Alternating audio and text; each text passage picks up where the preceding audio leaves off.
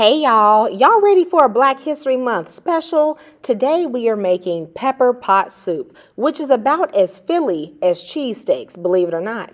Free Black women of Caribbean and West African descent sold this spicy beef soup for pennies in colonial Philadelphia. Now, there's no one recipe, but most included affordable animal parts like tripe, that's right, beef stomach, pig feet, cow feet, and whatever else the cook could get a hold of. Leafy greens like kale, collard, or mustards, y'all know the Black veggie staples, okay? Spices, chilies, of course, because it is a pepper pot, and any other vegetables that the cook could acquire. Now, some also included dumplings, which makes sense considering that dumplings made of flour or cornmeal are super popular in Caribbean soups and stews. But a lot of them use oxtail. Now, y'all know oxtail ain't cheap no more, okay? So in keeping with the spirit of the dish, we're going to use a much more affordable beef shank, all right? You want some type of beef that has a good bone in it. Those bones are going to add a nice deep flavor to the broth and make it taste really good. Now, I went ahead and mixed up my spices. I put a little olive oil on the beef shank. And y'all, I'm just going to season till my ancestors tell me it's too much, baby, okay?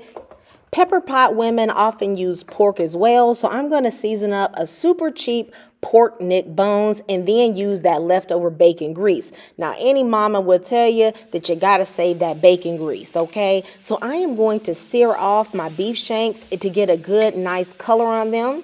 And then I'm going to do the same with the pork neck bones. Now, if you out there and you don't mess with the Piggly Wiggly, just go ahead and substitute those beef neck bones and they'll be good as well.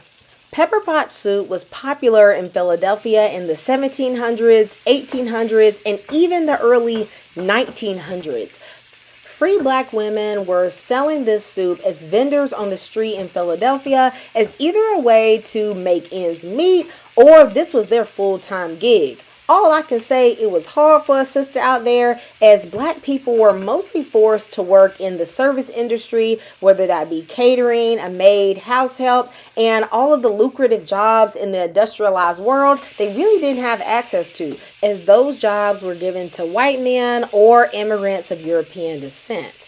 The work of a pepper pot woman began early in the morning as they had to take cheap cuts of beef or beef bones and they had to simmer them for hours in order to make a delicious broth. They also had to get that tripe going because tripe is pretty tough unless it's cooked for a long time.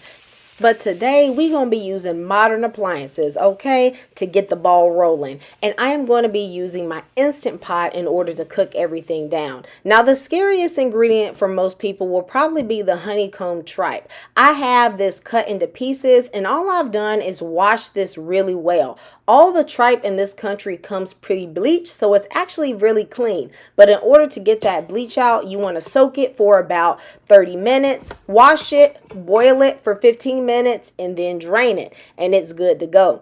I'm going to add the pork and beef as well as some allspice, clove, and a bayleaf, and all of my sauteed vegetables, my leek, my onion, and my peppers. Those are going to break down in the Instant Pot and give the soup some body. My bouquet of herbs has thyme, parsley, and rosemary. And of course, we got to bring the peppers. So I'm using a scotch bonnet, although cayenne pepper would have been used back then. I'm going to add a little hot water and then pressure cook this for 30 minutes. While that's cooking up, I'm going to cut up my collard greens. Now, these are some fresh organic collard greens straight from the garden, full of nutrition and super delicious. I'm going to cut those into about some 1/4 of an inch ribbons. There is always a starchy element in pepper pot soup, whether that be sweet potato, yam, or cassava.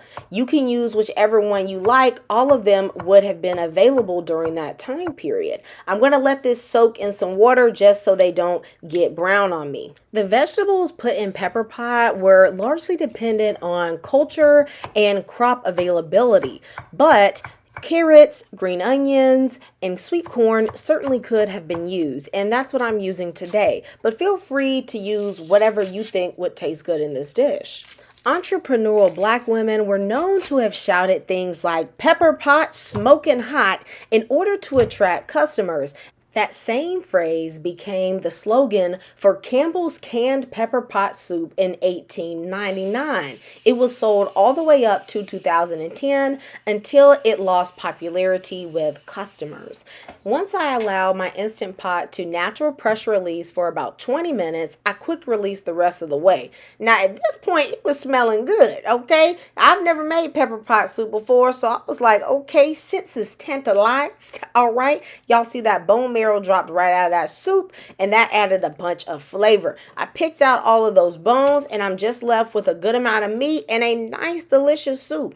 At this point, we're going to put the Instant Pot on saute mode and add in our carrots, potatoes, sweet corn, and our greens. Of course, if you don't have an Instant Pot, this soup can easily be made on the stove. Just simmer until your meat is falling off the bone and then adding your vegetables at about the last 30 minutes of cooking. Y'all, I had to hit it up with a little black power salt bay just to adjust my seasoning. And once it was done, honey, this was looking right tasty, okay? So y'all know I had to dish me up some real quick. And I know what y'all are really thinking, but how do it taste though? Okay, so I went in there for a spoonful, went in there first, and I got me some of that meat. And on first taste, I was like, okay, this can hit. Now, what y'all all really want to know is, what about that tripe? This was the first time I'd had tripe, so I really wasn't sure what to expect. When I put it in my mouth, initially, I wasn't really sure about it. I was like, it's soft, it's tender. Then I was like, okay, it kind of absorbed all the flavors of the soup and kind of reminded me of that little collagen part between oxtail, but it is overpriced. Now for my favorite part, the sweet corn. Baby, that was so good. Now let me know, are you going to be trying this famous soup from Black History? You guys know I love you and Jesus loves you, and I'm going to see you next time in Kamira's Kitchen. Goodbye.